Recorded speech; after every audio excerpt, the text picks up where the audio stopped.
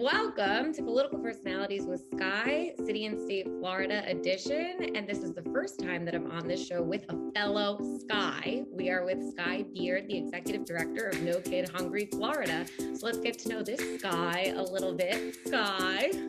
Hi, Skye. It's so nice to see you. This is a very monumental day for two Skies to be chatting together. Yes, it is. Tell us a little bit about your background and how you got involved in No Kid Hungry Florida and maybe some of the things on your plate right now. I have the honor of serving as the Florida Director for No Kid Hungry. Prior to my work in the child hunger space, I actually spent many years serving organizations across the state in the early childhood world. So making sure little ones kind of had everything they need to succeed in school. So it was a real natural alignment. We had child hunger in every community, obviously pre-pandemic. It was everywhere, even in communities where maybe people didn't understand that was the reality in their own backyard. One of the things that we learned over the last couple years is that the pandemic really exacerbated what was already there. There were so many families who were finding themselves in lines for food at food banks where they never envisioned that was going to be their experience. So the partners that we work with across the state, food banks and church food pantries and local governments and schools really have stepped up to meet the needs. With the rise of inflation and everything getting so expensive, how does that factor into the goals and even serving families on the ground through No Kid Hungry? It is a continual strain for families that experienced a tremendous amount of real concern over these last couple of years, meeting the needs of their children. School meals were more important than ever over these last few years because so many of our kiddos in the state of Florida rely on those meals as their primary source of nutrition.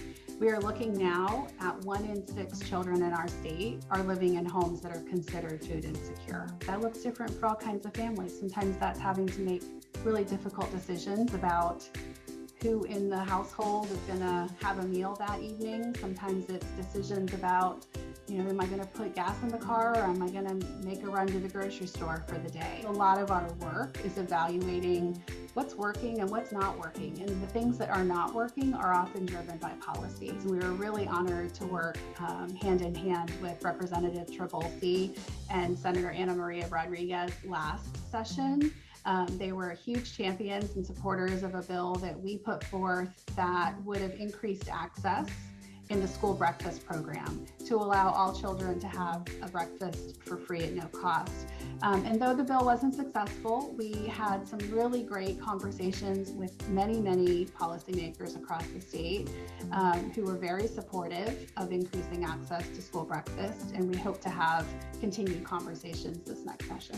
We are really hoping that we don't lose the lessons learned over these last couple of years. There was a tremendous amount of innovation, of new ideas, of problem solving like have never been seen before, and it worked. We really hope that when we look at policies, we look at modernization, we look at advancing technology, we look at how do we cling to the innovation and the things that we saw work. One of the roles that No Kid Hungry Florida plays in our work across the state is as a funder. We've been very pleased to come alongside those partners and fund a little over $10.5 million in the state of Florida since the start of the pandemic in March 2020.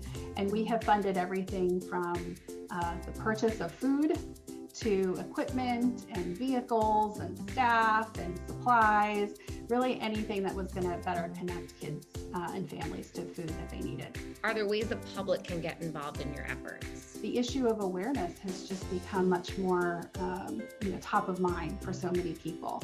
So that's really where we ask for people to start, is just to learn a little bit more about the needs of their community. Who are their local food banks? Who are the churches that have pantries?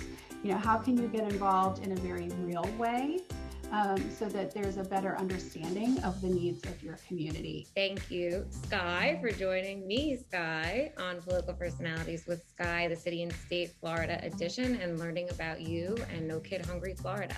Thank you so much for the time. It was lovely to meet you, Skye, and thank you for this opportunity to share more about this important issue.